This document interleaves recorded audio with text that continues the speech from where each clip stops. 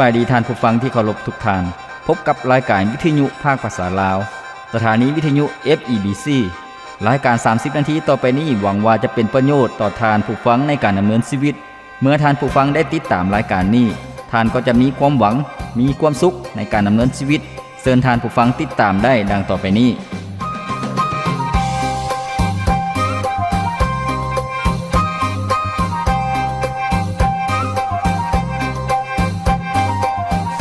ท่านผู้ฟังที่เคารพในมื้อที่ผ่านมาผู้เฮาได้รับฟังได้รับพระพรนำกันแล้วในหัวข้อที่บอกว่าวิญญาณของคนเฮามาจากไสเมื่อคนเฮาตายไปแล้วจิตวิญญาณจะไปอยู่ไส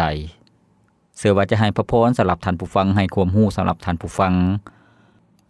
ท่านผู้ฟังที่เคารพเมื่อเว้าถึงความสัมพันธ์ของคนเฮาซึ่งมีความไว้เนื้อเชื่อใจซึ่งกันและกันมีความผูกพันที่ดีคนนั้นก็ต้องรู้จักกันและกันก่อนท่านผู้ฟังคนนั้นต้องรู้จักชื่อรู้จักนิสัยใจคอรู้จักความคิดจิตใจซึ่งกันและกันจึงจะสามารถไว้เนื้อเชื่อใจซึ่งกันและกันได้ดังคำเว้าที่บอกว่าหนทางพิสูจน์มาการเวลาพิสูจน์คนก่อนที่พวกเขาจะไว้เนื้อเชื่อใจคนใดคนหนึ่งพวกเขาต้องรู้จักคนนั้นดีพอพวกเขาจึงจะไว้เนื้อเชื่อใจได้ท่านผู้ฟังเช่นเดียวกันชีวิตฝ่ายจิตวิญญาณของพวกเขาก่อนที่พวกเขาจะเชื่อในสิ่งใดสิ่งหนึ่งโดยเฉพาะเชื่อวางใจในพระเจ้าพวกเขาก็ต้องรู้จักกับพระเจ้าท่านผู้ฟังเพราะว่าความเชื่อนั้นมีผลกระทบต่อการดำเนินชีวิตของพวกเขามีผลกระทบต่อความคิดต่อการประพฤติต่อมุมมองของพวกเขาท่านผู้ฟังเช่นเดียวกันท่านผู้ฟังที่เคารพการที่พวกเขาจะเชื่อในความเชื่อหรือว่าศาสนาใดศาสนาหนึ่งพวกเขาก็ต้องรู้อย่างแท้จริงอย่างถูกต้องสอดคล้องพวกเขาจึงจะสามารถเชื่อได้เช่นเดียวกันท่านผู้ฟังที่เคารพเอาในมุมมองของคริสเตียนก็คือว่าการที่เป็นคริสเตียนก็คือการเป็นผู้ที่เชื่อวางใจในองค์พระเยซูเจ้ารู้จักกับองค์พระเยซูเจ้าจึงจะเอิ้นว่าเป็นคริสเตียนหรือว่าเป็นผู้ติดตามพระเจ้าซึ่งนับตั้งแต่ในสมัยคริสตจักรยุคทำอิฐนับตั้งแต่ปีคศที่33เป็นต้นมาท่านผู้ฟังจนถึงปัจจุบันในคริสตจักรนั้นก็มีผู้เชื่อซึ่งเป็นคริสเตียนก็มี2ประเภทท่านผู้ฟังประเภททำอิฐก็คือว่าเป็นคริสเตียนหรือว่าเป็นคนที่อยู่ในจำพวกที่รู้จักพระเจ้าอย่างแท้จริงแล้วก็เชื่อพระเจ้าอย่างแท้จริงส่วนประเภทที่2ก็คือว่าเป็นพวกที่อยู่ในศาสนาเท่านั้นท่านผู้ฟังก็คือว่าบ่ได้เชื่อในพระเจ้าแล้วก็บ่ได้รู้จักกับพระเจ้าอย่างแท้จริงแต่อยู่ในศาสนาอยู่ในขบวนการหรือว่าอยู่ในพิธีกรรมของศาสนาเท่านั้นซึ่งประเภทที่2นั้นเป็นคนที่บ่ได้รับความรอดพ้นบ่ได้มีชีวิตที่ได้รับการเปลี่ยนแปลงใหม่อย่างแท้จริงแล้วก็บ่ได้มีประสบการณ์กับพระเจ้าท่านผู้ฟังที่เคารพมื้อนี้พวกเราจะมารับพระพรนำกันในหัวข้อที่บอกว่าผลดีจากการรู้จักพระเจ้าอย่างแท้จริงแล้วก็เชื่อพระเจ้าอย่างแท้จริงท่านผู้ฟังจะมีผลดีแนวใดซึ่งในพระคำของพระเจ้าที่พวกเราจะมารับพระพรนำกันบอนทำอิฐก็คืออยู่ในพระธรรมเฮบเรอบทที่3ข้อที่14ซึ่งได้กล่าวไว้ว่าด้วยว่าพวกเราทุกคนเป็นผู้ร่วมงานกับพระคริสต์ถ้าพวกเรายึดถือความไว้วางใจที่พวกเราได้มีในตอนต้นนั้นไว้มั่นคงจนถึงที่สุดแล้วก็จุดที่2อยู่ในพระธรรม2ทิโมธีบทที่1ข้อที่12ซึ่งได้กล่าวไว้ว่าเพราะเหตุนี้แหละเฮาจึงยอมทนทุกข์ต่อสิ่งเหล่านี้แต่ถึงปานนั้นเฮาก็บ่ละอายเพราะว่าเฮารู้จักพระองค์ผู้ที่เฮาได้เชื่อและไว้วางใจนั้นและเฮาเชื่อมั่นว่าพระองค์ทรงสามารถรักษาซึ่งเฮาได้มอบไว้กับพระองค์จนถึงวันนั้นแม่นแล้วท่านผู้ฟังอาจารย์เปโลผู้เขียนได้มีความมั่นใจแล้วก็รู้จักพระเจ้าผู้ที่เพิ่นเชื่อท่านผู้ฟังเพิ่นจึงมีความไว้วางใจแล้วก็มีความมั่นใจว่าพระเจ้านั้นจะทรงนำพาชีวิตของเพิ่นแล้วก็ซอยเหลือเพิ่นนั้นให้ไปถึงจุดหมายปลายทางก็คือได้เข้าในแผ่นดินสวรรค์บ่ได้ตกนรกบึงไฟท่านผู้ฟังดังนั้นผลของการรู้จักพระเจ้าอย่างแท้จริงแล้วก็เชื่อพระเจ้าอย่างแท้จริงนั้นจะมีผลกระทบแนวใดต่อชีวิตก็คือว่าจะมีส่วนในองค์พระเยซูเจ้าก็คือว่ามีส่วนร่วมในเวียกงานขององค์พระเยซูเจ้าร่วมสุขร่วมทุกข์กับพระเยซูเจ้าก็คือว่าถึงแม้นว่าชีวิตจะถูกทนทุกข์ทรมานหรือว่า ถึกป้อยดาถึกดูหมิ่นนินทาถึกโจมตีถึกต่อต้านต่างๆแต่ว่าก็บ่ได้ท้อถอยใจเพราะว่าคนนั้นเชื่อมั่นว่าพระเจ้าที่เขาเจ้าเชื่อนั้นองค์พระเยซูเจ้านั้นเป็นพระเจ้าผู้ทรงแท้จริงแล้วก็ฮู้จักพระเจ้าอย่างแท้จริงว่าบ่แม่นพระเจ้าที่ขี้ตัวหลอกลวงบ่แม่นพระเจ้าที่เป็นเทพนิยายแต่เป็นพระเจ้าองค์เที่ยงแท้จริงท่านผู้ฟังผลกระทบอย่างที่2ก็คือว่าคนนั้นจะมีชีวิตที่มีพลังมีแหงกระตุกสุกยู่ในการบริบัติรับใช้พระเจ้าดังพระคำที่พวกเราได้อ่านไปแล้วนั้นก็คือว่าผู้เขียนก็คืออาจารย์โปโลบ่ได้ละอายบ่มีความอับอายขายหน้าท่านผู้ฟังเพราะว่าเพิ่นฮู้ว่าพระเยซูเจ้าที่เพิ่นกำลังประกาศนั่นก็คือข่าวประเสริฐที่ประกาศอยู่นั่นเป็นความจริงเพิ่นจึงบ่ได้มีความละอายท่านผู้ฟังเพิ่นมีความมั่นใจแล้วก็มีความสุขในการบริบัติรับใช้พระเจ้าแล้วก็มีความดุมันขยันเพียรมีความเข้มแข็งมีความกล้าหาญท่านผู้ฟังผลข้อที่3การที่ฮู้จักพระเจ้าอย่างแท้จริงแล้วก็เชื่ออย่างแท้จริงก็คือว่าจะเกิดมีความอดทนในการบริบัติรับใช้พระเจ้าดังพระธรรม2ทิโมธีบทที่1ข้อที่12นั่นที่บอกว่าเพราะเหตุนี้แหละเฮาจึงยอมทนทุกข์ต่อสิ่งเหล่านี้นั่นหมายความว่าอาจารย์โปโลนั่นมีประสบการณ์ในการประกาศข่าวประเสริฐแล้วก็ยอมทนทุกข์ทรมานถูกป้อยดาถูกต่อต้านถูกเคี่ยนตีต่างๆแล้วก็ต้องอึดรับอึดนอนท่านผู้ฟังต้องทุกข์ยากลำบากในการเดินทางได้รับผลกระทบต่างๆแต่เพิ่นก็ยังยอมทนทุกข์เพราะว่าเพิ่นฮู้ว่าพระเจ้าที่เพิ่นบริบัติรับใช้นั่น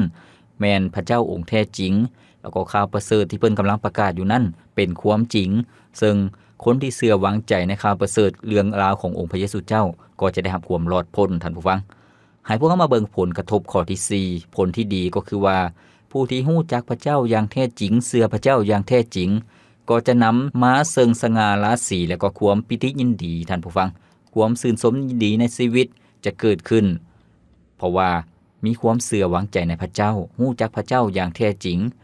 ในพระธรรม1เปโตรบทที่1ข้อที่8ในบทนี้ได้กล่าวไว้ว่าพระองค์ผู้ที่พวกเจ้ายังบ่ได้เห็นแต่พวกเจ้ายังหักพระองค์อยู่ถึงแม้นว่าขณะนี้พวกเจ้าบ่เห็นพระองค์แต่ยังเชื่อและชื่นชมยินดีด้วยความยินดีอันหุ่งเฮืองซึ่งเหลือที่จะอธิบายได้แม่นแล้วท่านผู้ฟังบรรดาผู้เชื่อก็คือคริสเตียนมีความเชื่อวางใจในองค์พระเยซูเจ้าถึงแม้นว่าเป็นพระเจ้าที่เบิ่งบ่เห็นแต่ก็ยังเชื่อท่านผู้ฟังแล้วก็ยังมีความหวังแล้วก็มีความปิติยินดีเพราะว่าจะได้มีส่วนร่วมในเกียรติศักดิ์ศรีของพระเจ้าจะได้มีส่วนร่วมในการเข้าในแผ่นดินสวรรค์ร่วมครอบครองกับพระเจ้าตลอดไปนั่นก็คือความมั่นใจของบรรดาผู้เชื่อซึ่งเชื่อวางใจในพระเจ้าท่านผู้ฟังที่เคารพให้พวกเรามาเบิ่งความหมายของประโยคที่บอกว่าการฮู้จักพระเจ้าอย่างแท้จริงแล้วก็เชื่อพระเจ้าอย่างแท้จริงมีความหมายแนวใดท่านผู้ฟังความหมายของคำว่าการฮู้จักพระเจ้าอย่างแท้จริงก็คือมีความเข้าใจมีความสำนึกแล้วก็ฮู้ว่าพระเจ้าเป็นไผแล้วก็พวกเฮาเป็นไผท่านผู้ฟังนั่นก็คือการฮู้จริงฮู้อย่างแท้จริงเฮาฮู้ว่าเฮาเป็นมนุษย์ที่ถูกพระเจ้าทรงสร้างขึ้นเฮาฮู้ว่าเฮาเป็นคนบาปคนหนึ่งที่ต้องการพระผู้ช่วยให้รอดพ้นเฮาฮู้ว่าพระเจ้าทรงเป็นพระเจ้าที่สามารถช่วยพวกเฮาให้รอดพ้นจากเวรกรรมให้มีอิสระจากความบาปให้มีอิสระจากการตกเป็นทาสของผีมารร้ายสิ่งชั่วร้ายต่างๆพระเจ้าทรงปลดปล่อยพวกเฮาและเฮาฮู้ว่าพระเจ้าทรงนำพาพวกเฮาเข้าในแผ่นดินสวรรค์โดยการเชื่อวางใจในองค์พระเยซูเจ้าพวกเฮามีความเข้าใจอย่างชัดเจนแล้วก็การฮู้อย่างแท้จริงนั้นอีกด้านหนึ่งก็คือหมายถึงการมีประสบการณ์กับพระเจ้าท่านผู้ฟังการมีประสบการณ์กับพระเจ้าผู้ที่พวกเฮาเชื่อวางใจก็คือว่าถึงแม้นว่าพวกเขาเบิ่งบ่เห็นพระเจ้าแต่พวกเขาก็สัมผัสได้ว่าพระองค์ทรงเป็นพระเจ้าผู้ทรงครอบครองทุกสิ่งทุกอย่างครอบครองในโลกนี้ครอบครองในชีวิตของพวกเขาเป็นพระเจ้าผู้ทรงครอบครองอยู่เหนือสถานการณ์เหนือสภาพการณ์ต่างๆพระเจ้าทรงเฝ้าเบิ่งพวกเขาอยู่พวกเขามีประสบการณ์ก็คือว่าเมื่อพวกเขาเชื่อวางใจในพระเจ้าพวกเขาได้รับการอภัยความผิดบาปพวกเขาได้รับความรักจากพระเจ้าอย่างแท้จริงพวกเขาได้รับความเมตตากรุณาจากพระเจ้าและได้มีประสบการณ์ในฤทธิ์เดชของพระเจ้าเช่นผีบ่ได้เข้าในพวกเขาได้ เรื่องไสยศาสตร์เรื่องเสน่ห์หรือว่าการลิ้นเครื่องล้างของขลังต่างๆบ่สามารถมาแตะต้องบรรดาผู้เชื่อวางใจในพระเยซูเจ้าก็คือว่าบ่สามารถมาแตะต้องคริสเตียนได้แล้วก็มีหลายๆอย่างท่านผู้ฟังก็คือเมื่อพวกเฮาเชื่อวางใจในพระเยซูเจ้าพวกเฮามีชัยชนะเหนือความบาปเหนือการทดลองเหนือการล่อลวงเมื่อก่อนพวกเฮาพ่ายแพ้ต่อความบาปต่อกิเลสตัณหาแต่เมื่อพวกเฮาเชื่อวางใจในพระเยซูเจ้าพวกเฮามีกำลังพวกเฮามีชัยชนะกล้าปฏิเสธกล้าที่จะรู้จักบังคับรู้จักควบคุมตนเองได้บ่ได้ปล่อยเนื้อปล่อยตัวท่านผู้ฟังมีหลายๆอย่างการมีประสบการณ์ในความฮักของพระเจ้าก็คือพวกเขาสามารถฮักคนอื่นฮักแม้แต่คนที่บ่น่าฮักแม้แต่คนที่เป็นตาซังพวกเขาก็ฮักได้ให้อภัยเขาเจ้าได้นั่นก็คือชีวิตของเขามีประสบการณ์ในพระเจ้าแท้ๆและได้รับการเปลี่ยนแปลงชีวิตแท้ๆก็คือพวกเขาฮู้จักพระเจ้าอย่างแท้จริงท่านผู้ฟังสิ่งที่2ความหมายของคำว่าเชื่อพระเจ้าอย่างแท้จริงแม่นแนวใดท่านผู้ฟังความหมายของคำว่าเชื่ออย่างแท้จริงหมายถึงความมั่นใจที่ตนเองเชื่อว่าเป็นความจริงพี่น้องนั่นก็คือเมื่อพวกเขามีความมั่นใจว่าพระเจ้าที่เขาเชื่อนี่แหละเป็นพระเจ้าองค์แท้จริงและมีความมั่นใจว่าความเชื่อของเขาเป็นความเชื่อที่แท้จริงบ่มีหยังมาปนบ่มีหยังมาเสื่องซ่อนอยู่แต่เป็นความเชื่ออย่างแท้จริงเป็นความเชื่อเต็ม 100% เช่นการที่พวกเขาเชื่อไว้วางใจในพระเจ้าก็คือว่าถึงแม้ว่าพวกเขาบ่ได้เห็นหยังบ่ได้สัมผัสหยังพวกเขาก็ยังเชื่อว่าพระเจ้าทรงเป็นพระเจ้าองค์แท้จริงความเชื่อที่แท้จริงความหมายอีกด้านหนึ่งก็คือมีความเชื่ออย่างถึงที่สุดถึงขั้นอุทิศหรือว่ายอมเสียสละชีวิตของตนเองเพื่อพระเจ้าที่พวกเขาเชื่อแม้นแล้วท่านผู้ฟังพวกเขาจะเห็นประวัติศาสตร์ในอดีตในประวัติศาสตร์ของคริสเตียนมีหลายๆคนถูกฆ่าถูกข่มเหงถูกเผาทั้งเป็นก็มีถูกประหารชีวิตท่านผู้ฟังย้อนเขาเจ้าเชื่อในองค์พระเยซูเจ้าแต่เขาเจ้าบ่ได้ปาถิ่มพระเจ้าเขาเจ้ายอมรับว่าชีวิตของตนเองนั่นอยู่เพียงแต่สัวขาวแต่ชีวิตอันแท้จริงอันยาวนานนั่นอยู่ในแผ่นดินสวรรค์บ้านเมืองบ้านเกิดเมืองนอนในปัจจุบันนี้เป็นสิ่งที่สัวขาวแต่ว่าบ้านที่แท้จริงเมืองที่แท้จริงก็คือเมืองสวรรค์สถานที่จะได้อยู่กับพระเจ้าตลอดไปจึงเป็นความหวังเห็นให้บรรดาคริสเตียนนั้นมีความกล้าหาญสามารถประกาศต่อหน้าสาธารณะสามารถประกาศต่อหน้าศาลตัดสินว่าตนเองนั่นเชื่อพระเจ้าสามารถประกาศต่อหน้าบรรดาเจ้าเมืองหรือว่ากษัตริย์โดยบ่ได้ย่านกลัวเพราะว่าเขาเจ้านั่นเชื่อวางใจในองค์พระเยซูเจ้าเขาเจ้ากล้าปฏิเสธรูปปั้นรูปเคารพกล้าปฏิเสธที่จะคาบไหว้บูชาเทพเจ้าบรรดาผู้เชื่อกล้าปฏิเสธที่จะคาบไหว้บูชารูปปั้นของกษัตริย์หรือว่าจักรพรรดิถึงแม้ว่าจะถูกโทษประหารชีวิตแต่เขาเจ้าก็ยอมเพราะเขาเจ้าเชื่อในพระเจ้านั่นก็คือความเชื่อที่แท้จริงท่านผู้ฟังเช่นเดียวกันชีวิตของพวกเขาในปัจจุบันนี้พวกเขาท่านผู้ฟังบางท่านอาจจะถูกครอบครัวญาติพี่น้องต่อต้านถูกญาติพี่น้องห้ามคนที่มาเชื่อพระเจ้าอาจจะเป็นคนเดียวในครอบครัวผู้เป็นผัวผู้เป็นเมียก็จะต่อต้านหรือว่าลูกเต้าก็จะต่อต้านพ่อแม่ปู่ย่าตายายก็จะต่อต้านก็จะห้ามแต่ให้พวกเขาที่จะมั่นใจในพระเจ้าที่พวกเขาเชื่อก็คือองค์พระเยซูเจ้าเป็นพระเจ้าองค์แท้จริงให้พวกเขามีความกล้าหาญท่านผู้ฟังขอบพระคุณพระเจ้าท่านผู้ฟังที่เคารพมื้อนี้พวกเขาได้รับฟังนำกันในหัวข้อที่บอกว่าผลที่ดีจากการรู้จักพระเจ้าอย่างแท้จริงและเชื่อพระเจ้าอย่างแท้จริงมีผลแนวใดให้พวกเราฝากฟังเพลงจากรายการของพวกเราก่อนจัก1เสียงเพลงแล้วพวกเราจึงมาพบกันอีกในช่วงต่อไปที่บอกว่าพวกเขาจะเฮ็ดแนวใดจึงจะสามารถรู้พระเจ้าอย่างแท้จริงและก็เชื่อพระเจ้าอย่างแท้จริงพวกเขาจะเฮ็ดแนวใดจากวันที่พระองค์ได้ทรงทนทรมานรับความบาปของข้าไปที่ไม่กางแค้นวันนี้ข้าจึงได้รู้ว่าชีวิตของข้านั้นมีความหมายความรักของพระองค์เป็นรักที่ยิ่งใหญ่พระองค์ยอมตายเพื่อไทย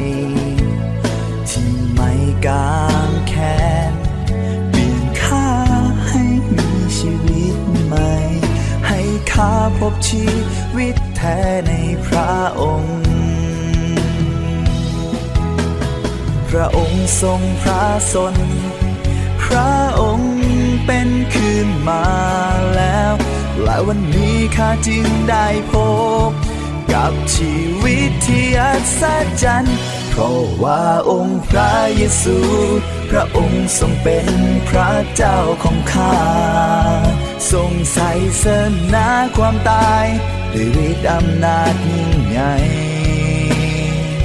พระองค์ทรงคืนพระชนข้าจึงได้มีชีวิตใหม่พระองค์เป็นพระผู้ไถ่ข้าจึงฮ้องสรรเสริญแด่พระองค์ผู้เดียวเท่านั้นผู้ไถ่เสนาความตาย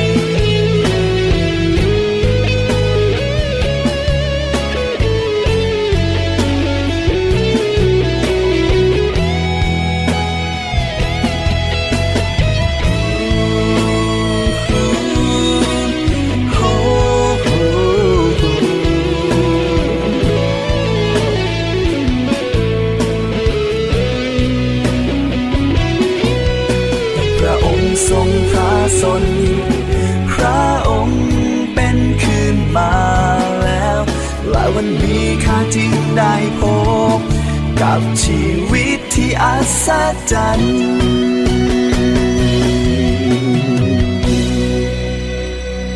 เพราะว่าองค์พระเยซูพระองค์ทรงเป็นพระเจ้าของข้าทรงไถ่เสนาความตายด้วยฤทธิ์อำนาจยิ่งใหญ่พระองค์ทรงคืนพระชนข้าจึงได้มีชีวิตใหม่พระองค์เป็นพระผู้ไถ่ข้าจึงฮ้องสรรเสริญแด่พระองค์ผู้เดียวเท่านั้นผู้ไถ่เสนาความตายพระองค์ทรงเป็นพระเจ้าของข้าทรงไถ่เสนาความตายด้วยฤทธิ์อำนาจยิ่งใหญ่พระองค์ทรงคืนพระชนข้าจึงได้มีแม้แล้วพระเจ้าทรงรักพวกเขาหลายที่สุดจนได้ยอมตายแทนพวกเขามอบชีวิตของพระองค์ให้กับพวกเขาและทรงเป็นคืนจากความตายพระเจ้าทรงรักพวกเขาหลายที่สุดดังนั้นพวกเขาจึงยอมรับพระองค์ทรงเป็นพระเจ้าเป็นพระผู้ทรงให้รอดพ้นของพวกเขาเป็นพระเจ้าผู้ทรงมีชัยชนะเหนือความตายดังบทเพลงที่พวกเราได้ฟังไปแล้วนั่นพระเยซูเจ้าทรงเป็นผู้ชนะท่านผู้ฟังที่เคารพมื้อนี้พวกเรากำลังรับฟังกำลังรับพรนับกันในหัวข้อที่บอกว่าผลดีจากการรู้จักพระเจ้าอย่างแท้จริงแล้วก็เชื่อพระเจ้าอย่างแท้จริงจะมีผลดีจะมีผลกระทบต่อชีวิตของพวกเราแนวใดซึ่งในช่วงที่พวกเราได้รับฟังไปแล้วก็คือว่าเมื่อพวกเราเชื่อวางใจในองค์พระเยซูเจ้ารู้จักพระเจ้าอย่างแท้จริงเมื่อชีวิตของพวกเรารู้จักกับพระเจ้าอย่างแท้จริงพวกเราก็จะบริบัติรับใช้พระเจ้ามีความอดทนแล้วก็มีความชื่นชมยินดีท่านผู้ฟังให้พวกเรามาเรียนรู้นำกันต่อพวกเราจะเฮ็ดแนวใดจึงจะเป็นคนที่รู้จักพระเจ้าอย่างแท้จริงแล้วก็เชื่อพระเจ้าอย่างแท้จริงพวกเราจะเฮ็ดแนวใดสิ่งที่ก็คือว่าพวกเราต้องมีความชัดเจนต้องมีความจะแจ้งในเหตุผลของความเชื่อของพวกเราท่านผู้ฟังพวกเราต้องรู้จักเหตุผลอย่างจะแจ้งอย่างชัดเจนบ่ดังนั้นพวกเราก็จะลองลอยไปบ่ดังนั้นพวกเราก็ต้องมัวๆหรือว่าเข้าใจบ่ชัดเจนในที่สุดพวกเราก็บ่ได้เชื่ออย่างแท้จริงบ่ได้รู้จักพระเจ้าอย่างแท้จริงในพระคำของพระเจ้าในพระธรรม1เปโตรบทที่3ข้อที่15ในบทนี้ได้กล่าวไว้ว่าแต่ในใจของเจ้าทั้งหลายจงเคารพนับถือพระคริสต์ว่าเป็นองค์พระผู้เป็นเจ้าจงมีใจพร้อมอยู่เสมอเพื่อพวกเจ้าจะสามารถตอบแก่ตัวได้ต่อทุกคนที่ถามพวกเจ้าว่าเจ้ามีเหตุผลประการใดเจ้ามีเหตุผลประการใดจึงมีความหวังอย่างนี้แม้แล้วท่านผู้ฟังที่เคารพให้พวกเราที่จะเชื่อวางใจในพระเจ้าเชื่อวางใจในองค์พระเยซูคริสต์ก็คือ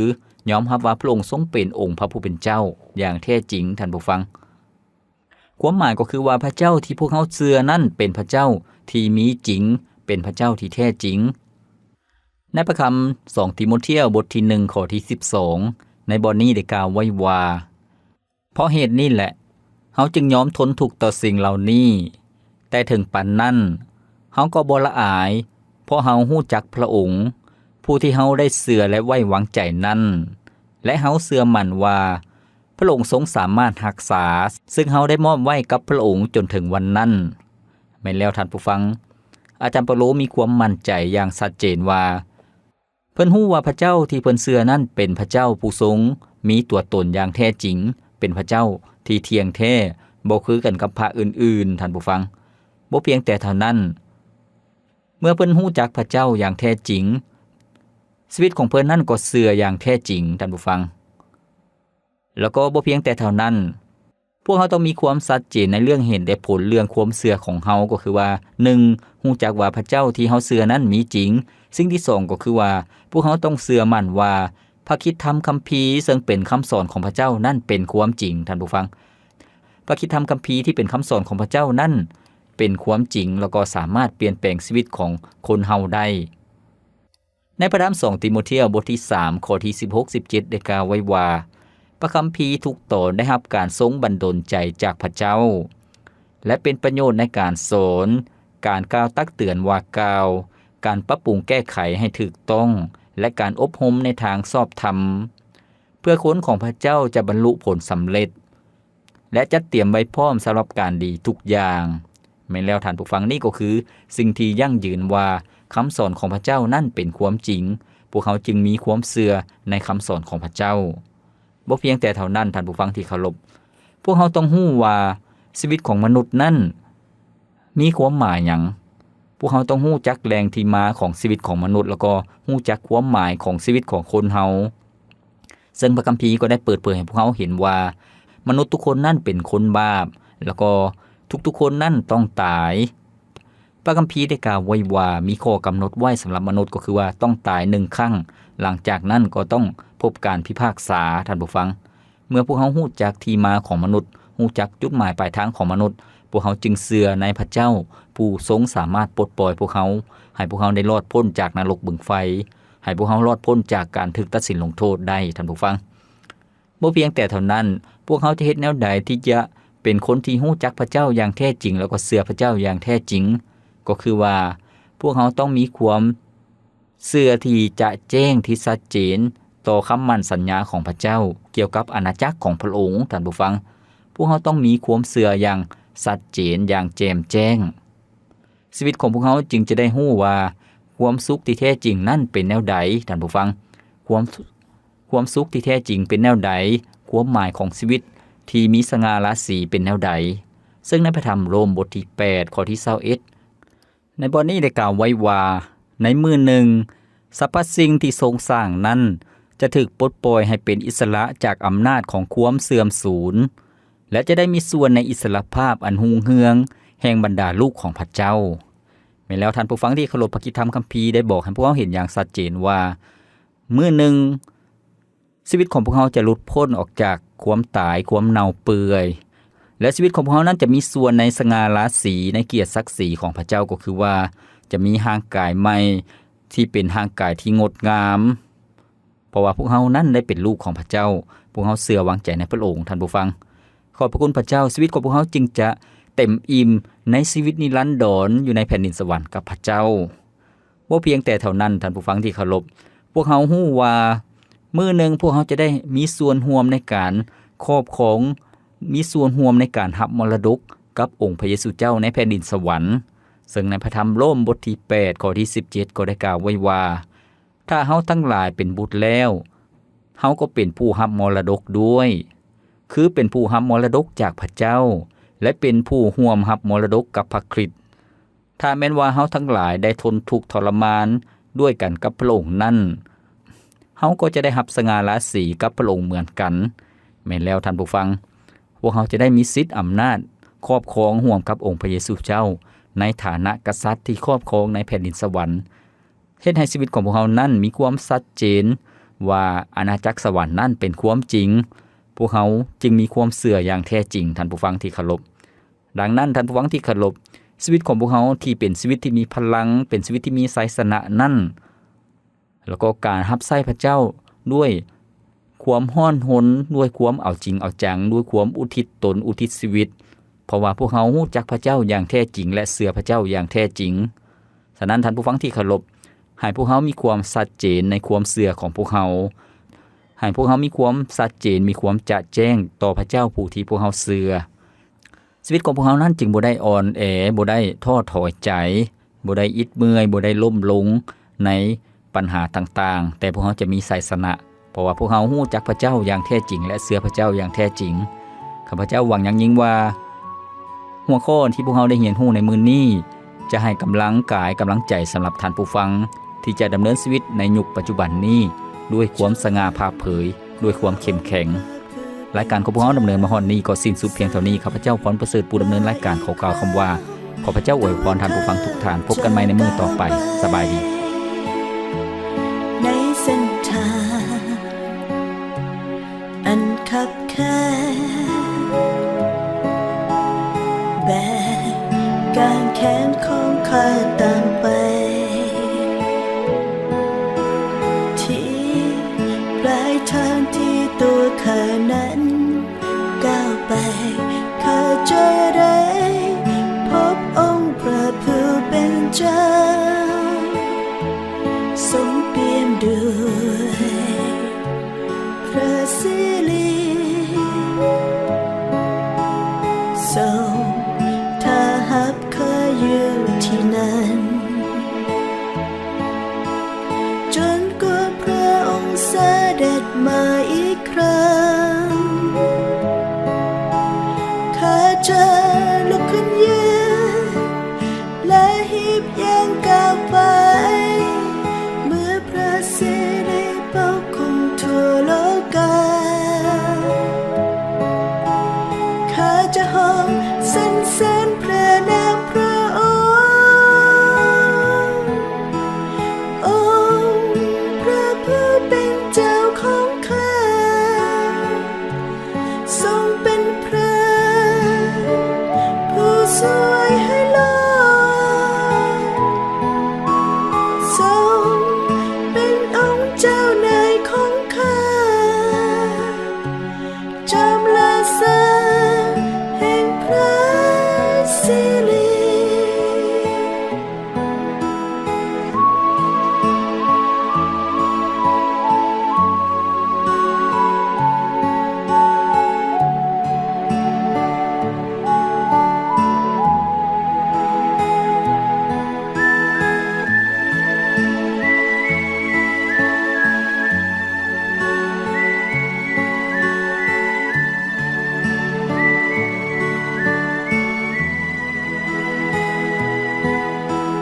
จนกว่าองค์พระผู้เป็นเจ้าเสด็จมาอีกครั้งตัวข้าจะก้าวไปในเส้นทางอันคับแคบแบกการแขนของข้าตามไปที่ปลายท